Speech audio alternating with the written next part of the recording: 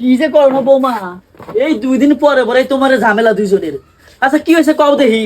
আর আর তোমার এই যাই ঝামেলা আমার পছন্দ হয় না। ধান মাতো বাচ্চা এই যাইরা মদন হাতে বিয়া হয়ে আমার জীবনে তেনা তেনা গেছে।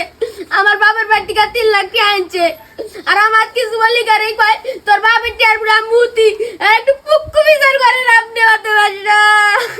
কিরে মদন, এলা কি শুনি বউ এলা কি কয়?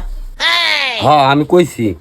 হ্যাঁ ওই হারামজাদা, শ্বশুর হচ্ছে বাপ সমতুল্য, আর তুই হাত তার উপর পেশাব করস মানে না কি শুনি?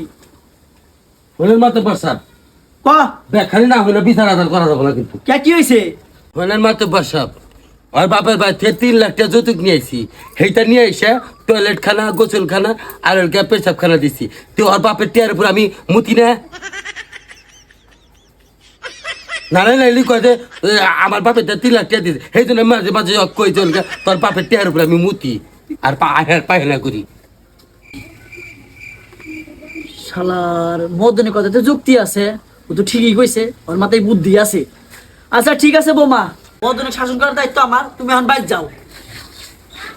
আচ্ছা ঠিক আছে মাতো বাচ্চা, আসসালামু আলাইকুম। ওয়ালাইকুম আসসালাম।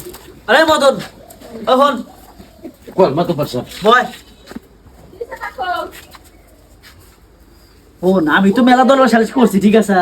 তোকে আমার হাতে দরকার, তোর যে বুদ্ধি তোকে আমার হাতে দরকার। সমস্যা নাই, আমি থাকতে আপনার কোনো টেনশন নেই। হ্যাঁ, ঠিক আছে। আপনি দরবারে যাবেন, আমি আপনার হাতে দরবারে যাবেন, জায়গায় জায়গায় যাবো। আচ্ছা, নু। আপনার হাতে তো একটু লোক মুখ নাকি হ্যাঁ হ্যাঁ, হাট পাড়া দরবার আছে, এই যে গোলজারের বাড়ি। গোলদারের বাড়ি হ্যাঁ। দরবার নুন যাই 17 নিয়ে আসি। আমি আসি।